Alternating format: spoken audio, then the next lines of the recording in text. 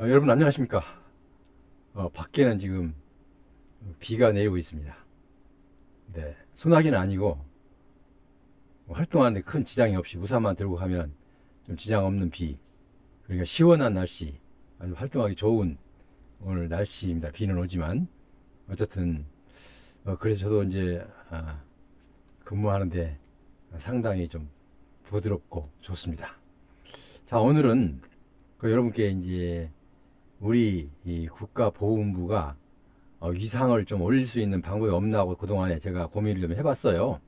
해봤는데 이게 좀 떠올랐습니다. 그래서 이렇게 여러분께 소개를 하고 기회가 되면 제가 대통령실이나 거기에다 건의를 해서 요 위원회를 하나 설치해달라 라고 하려고 미리서 여러분께 안내를 드립니다.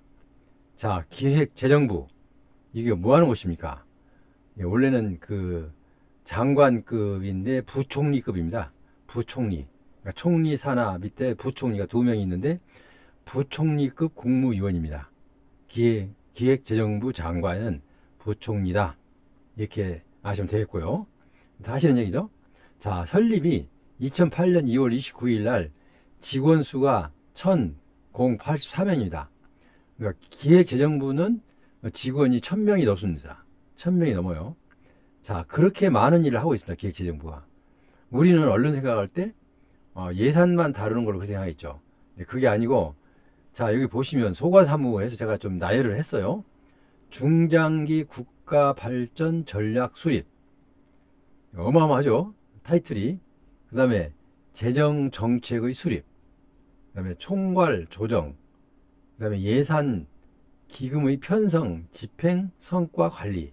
예산 편성 나오죠, 중간에. 그러니까 우리가 가장 관심 있는 것은 뭐 국가 발전도 좋고 경제도 좋지만 관심 있는 것은 예산, 기금, 편성, 집행, 관리, 성과 관리. 그러니까 예산이란 여기가 지금 우리는 좀 촉각이 가죠. 자, 그럼 소관위원회는 이렇게 해서 20개 위원회가 있습니다. 지금 나열을 지면상 나열을 다 못했지만 20개 소관위원회가 있습니다. 자, 20개 소관위원회가 있는데 그 중에서 저는 이제 이 대통령실에 뭐를 제안하고 싶냐면 국가 여기 그 기획재정부 산하에 있는 20개 위원회에다 추가로 하나 더, 그럼 21개가 되겠죠? 추가로 하나 더 국가보훈예우관리위원회를 신설을 요청하고 싶다. 이렇게 지금 저는 그것 때문에 오늘 방송을 한 겁니다. 자, 혹시 대통령 비서실에서 이 방송을 보면 좋지만 만약에 만약에 못 봤다 하더라도 저는 이 방송을 끝내고 나서 요 내용을 한번 건의를 하려고 합니다. 그러면 자, 국가보훈예우관리위원회가 신설이 되면은 우리는 그 정부의 각 부처 있잖아요. 정부의 각 부처. 뭐 내무부, 외무부, 국방부 뭐 다 각 부처는 지금까지는 지금 보훈부도 마찬가지예요. 지금까지는 이 기획부에서 예산 관리를 해왔어요.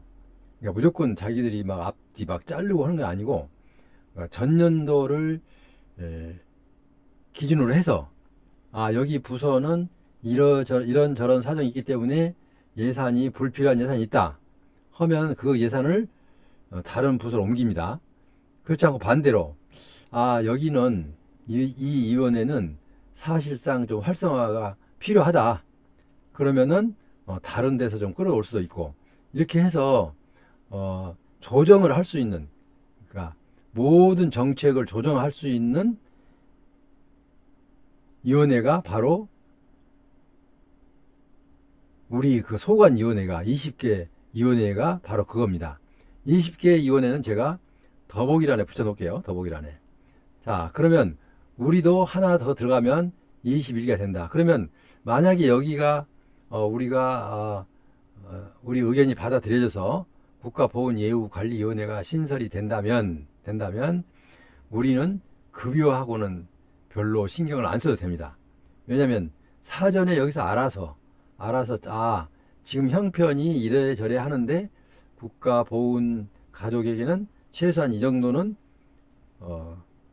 현실적으로 주어져야 생활이 가능하다라고 판단할 수 있는 기관이 바로 여기이기 때문에 우리는 국가보훈예우관리위원회가 신설이 되면 그만이죠. 땡큐죠, 땡큐.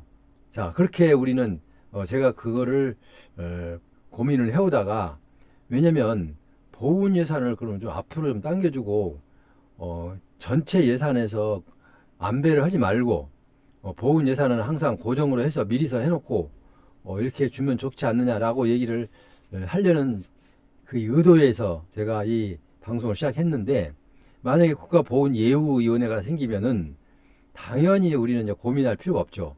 왜냐면 거기서 관리위원회에서 의결을 해서 의논을 하고 결정을 해서 하면은 어차피 재정부의 총괄부에서 예산 총괄부에서 이제 그걸 갖고 조정을 할 거니까 그 자리에서 들어가 버리면은 우리가 나중에 예산 편성이 돼 가지고 뭐 국방부는 얼마인데 우리는 얼마다 이렇게 비교할 필요도 없어요.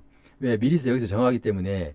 그러면 최소한도 우리가 생활을 할 수 있는 근거지는 마련해 줄 수 있지 않느냐, 이런 바람으로 오늘 기획재정부에 있는 20개 위원회에다가 하나 추가해서 21개 위원회로 하나 추가하는 것이 국가보훈예우관리위원회 신설을 요청합니다 라는 것을 제안을 하려고 오늘 이 방송 한 겁니다.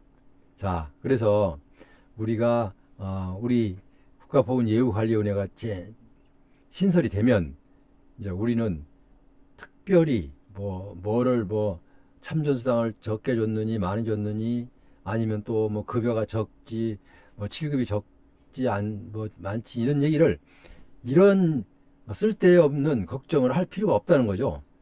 그런데 이제 문제는 이 국가위원회가 과연 신설을 해줄 거냐. 하긴 20개나 있어요. 위원회가 20개. 이게 들어가면 21번째로 들어갑니다. 21개 관리위원회. 그래도 일단 만약에 이게 받아들여서 들어가기만 하면 우리에게도 아주 조건은 좋은 거죠. 호조건이죠, 호조건.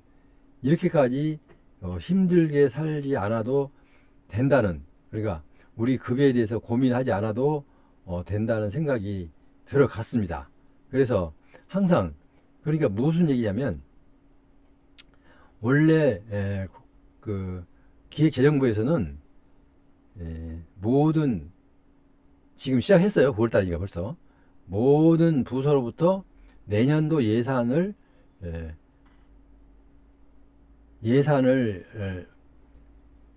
편성해서 제출해라 라고 이미 내려가서 아마 지금 국가 이 보훈부 재정부에는 아마 지금 각 부처에서 그 예산안이 올라와 있을 거예요. 2025년 거 올라와 있는데, 자, 만약에 이게 위원회가 우리가 신설이 된다면은 우리는 그런 걱정을 할 필요가 없죠. 왜? 먼저 조정을 할 거니까. 여기서 먼저 조정을 해놓고 나머지 부분 가지고 각 부서에 배정을 할 거니까. 그러니까 이게 꼭 필요해서 내가 제안을 한번 하겠다, 이런 뜻입니다. 자, 그래서 기획재정부에 만약에 국가보훈예우관리위원회가 있다, 그 하나만으로도 우리는 큰 소득이 되는 겁니다. 왜냐하면 그 관리위원들이 어떻게 합니까? 다른 분야는 손댈 필요가 없어요. 국가보훈예우에 관한 사항만 그분들이 파악하고 연구하고 그럴 거예요. 그러면 이제 각자 그 국가보훈부하고 이렇게 연관을 시켜서 이런저런 국가보훈부 도움을 받아서 이런저런 상황과 또 어떤 면에서 어떻게 얼마나 힘들고 고생하고 있는지, 아니면 근로를 못하고 계신 분이 얼마인지, 뭐 이런 것까지 다 상세하게 파악이 되지 않겠어요? 자, 그래 놓으면 그 파악된 내용대로 사전에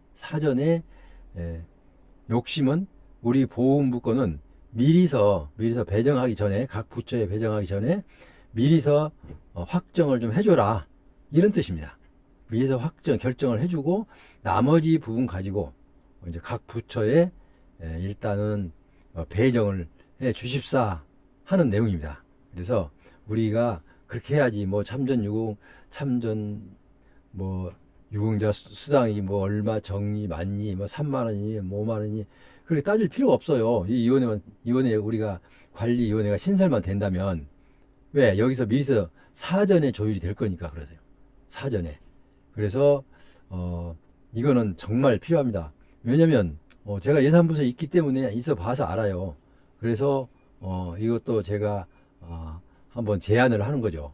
제안을 해놓으면은 만약에 언젠가는 이 단어가 기획재정부에 일단은 임명만 된 것만으로도 일단 소득이 있다. 왜? 그것만으로도 나중에 언젠가는 우리도 그에 포함될 수 있는 가능성이 충분히 있다. 이렇게 생각할 수 있어요. 그런데 그렇다고 해서 우리가 그때까지 마냥 기다리라고 하는 뜻은 아니에요. 어쨌든 우리 보훈부 예산은 타 부서에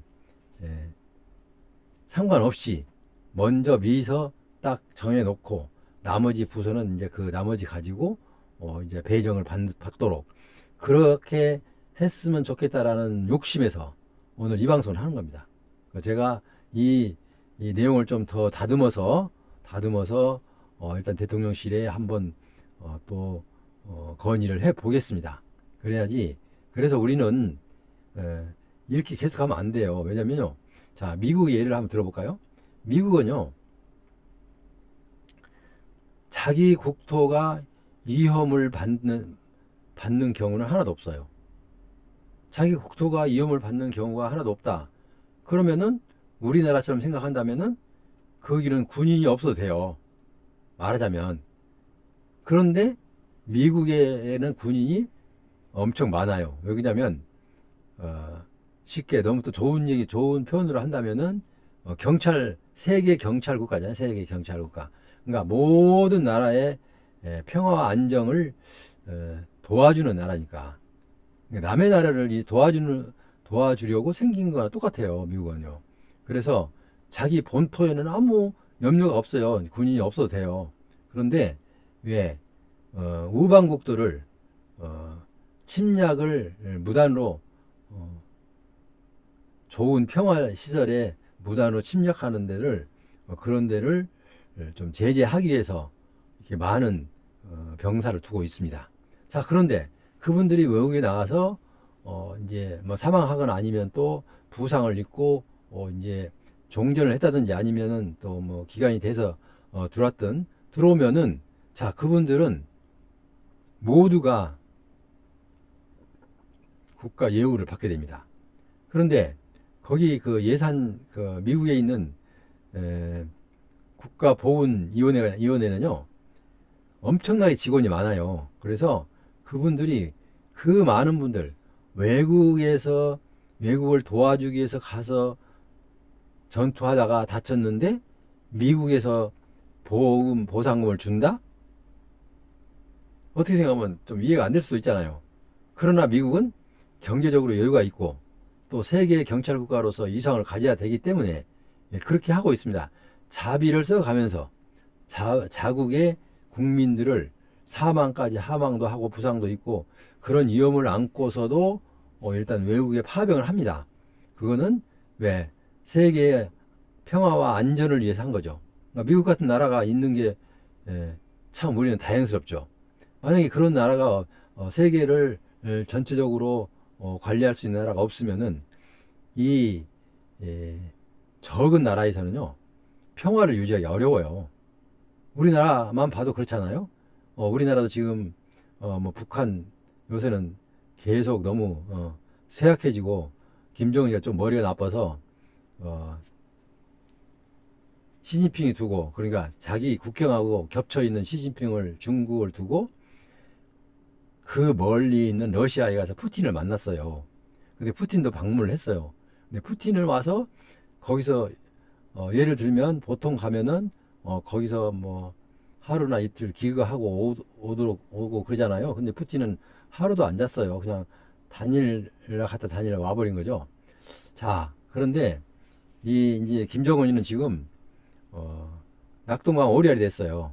왜냐하면 중국에서 지금까지 계속 보호를 받아왔고 중국하고 이게 국토가 인접이 되어 있기 때문에 중국의 끈앞을 계속 잡아야 되는데 중국을 놔두고 그 건너뛰어서 푸틴을 만났어요.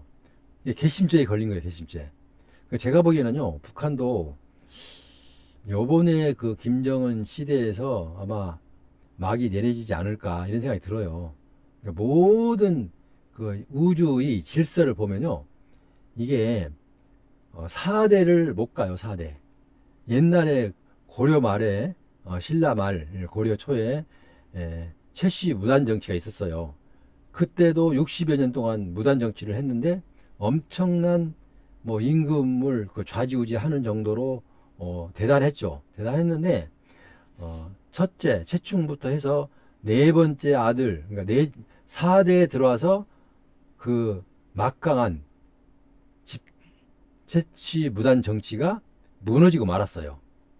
그러니까 이 4대를 넘기지 못한다, 거기서 나온 얘기예요. 그래서 아무리 우리나라도 그래요. 아무리 부자도 4대를 넘기지 못할 거다. 뭐 이런 얘기도 그냥 뭐 여담 비슷하게 이제 통용되는 얘기가 있잖아요. 자, 그래서 그래서 우리나라는 미국 같은 것도 미국이라는 나라가 있어야 미국은 그냥 자기를 건들지 않아도 그분들이 간섭을 합니다. 일단은. 그래서 미국이 뭐가 아쉽습니까? 그래서 우리나라하고 일본하고 이렇게 삼각편대를 만들어서 북한을 좀 압박하는, 그 사람들이 쓸데없는 생각 못하게 사전에 이 차단시키는 역할을 하고 있잖아요. 그럼 미국이 자기 돈 들어가면서 뭐하러 하겠어요? 그러니까 그 국가의 평화 유지를 위해서, 온 세계의 평화 유지를 위해서, 그리고 또 민주 국가가 계속 유지를 위해서. 왜냐하면 민주국가 공산국가로 다 되면은 그건 또 있을 수 없는 일이잖아요. 근데 지금 그 김정은이 같은 거 보면은 지금 우리 일부 의원들도 그래요. 우리가 일본에 뭐 해서 독도를 일본에 넘겨주고 뭐 이런 식으로 막 얘기를 하는데요. 그 사람들은 좀 공부를 더 해서 해야 될 것 같아요. 왜냐면 앞뒤를 생각해서 얘기해야지, 누가 독도를 우리나라 대통령이 넘겨줬습니까? 좀 무식한 얘기를 막 해요. 무식한 얘기를. 그러니까 그런 거는 있으면 안 되겠고, 어쨌든 우리는 미국과 일본과 우리가 일단 이렇게 항상 공동 합동 훈련도 하고 해야만이 감히 옆 나라에서 감히 넘나보지 못한다, 이런 차원에서 하는 거기 때문에, 그거를 일본에 아부하고 뭐 옛날로 돌아간다 이렇게 하는 것은 그 좀 현명한 방법이 아니에요. 그 주장은 좀 내가 볼 때는 좀 미련해. 좀 모자란 것 같아, 그 주장하는 자체가. 왜냐면 남들이 봐서 그렇겠구나라고 긍정적인 반응이 나온 그런 어떤 이슈를 갖고 주장을 해야지, 앞뒤가 전혀 맞지 않는, 앞뒤가 안 맞는 모순된 얘기를 갖고 그냥 말만 하면 되는 줄 알고 이렇게 함부로 말하는 사람이 많아요. 근데 참 이 복잡한 게 빨리 좀 정리가 됐으면 좋겠어요. 사람들이 그렇지 않아도 정서적으로 어려울 때는 많은 책도 보고 이래야 되는데, 엉뚱한 소식만 갖고 접하게 되니까 환경 자체가 매우 건조해지고 좀 메말라 가요. 그러니까 이제 지금 말이 다른 데로 샜는데, 어쨌든 우리는 여기 기획재정부에 위원회가, 그러니까 그 모든 집행위원회 이제 분야별로 위원회가 20개가 있는데, 우리 국가보훈예우관리위원회도 하나 그쪽으로 넣어서 21개 위원회를 운영해 달라라고 요청을 하겠다, 이런 뜻이죠. 그러니까 보훈부에서는 박수치고 아주 대환영이겠죠. 그래도 저는 그러니까 무슨 얘기를 하거든요. 저는 항상 제 철학이, 천리길도 한 걸음부터. 천리길은 그 언제 가면 언제 돌아올지도 몰라요. 멀어요, 그렇게. 그렇지만 그게 한 걸음을 떼지 않으면 제자리 걸음밖에 안 되잖아요. 그러니까 천리길도 한 걸음부터. 나는 그 우리 조상들의 그 속담을 되게 아주 좋게 받아들여요. 나도 그래서 그런 얘기를 많이 해요. 천리길도 내가 한 걸음 뛰어야 천리길을 가는 거지, 한 걸음도 안 뛰고 있으면 어떻게 해요? 제자리 걸음밖에 할 수가 없잖아요. 그래서 우리는 이게 지금은 거의 뭐 불가능하다고 생각할지 모르지만 자꾸 얘기하다 보면은 이제 그분들도 그 하나하나 사람들이 거기에 대해서 맞아, 그거 있을만하다, 있어야 되겠다. 미국 같은 데, 미국과 설명하다 말았는데, 미국은요 우리나라보다 그 외국에서 도와주기 위해서 가서 전투하다 다쳤는데 오면은요 대우가 엄청나게 많습니다. 우리나라처럼 뭐 등급이 되니 안 되니, 뭐 이게 이 유공자가 해당이 되느냐 안 되느니 따지지 않아요. 거기는요 일단 갔다 온 것만으로, 갔다 와서 다쳤던 것만으로 바로 그 결과만 보고 국가 유공자를 해주는 거예요. 그리고 우리 10배 이상 받는 거예요. 10배 이상. 자, 그러면 그런 분들 자국을 위해서 목숨을 바쳐서 봉사한 것도 아니고 외국에 나가서 미국이라는 이름으로 외국에 나가서 전투하다 온 사람도 그렇게 예우를 해주는데, 우리는 어떻습니까?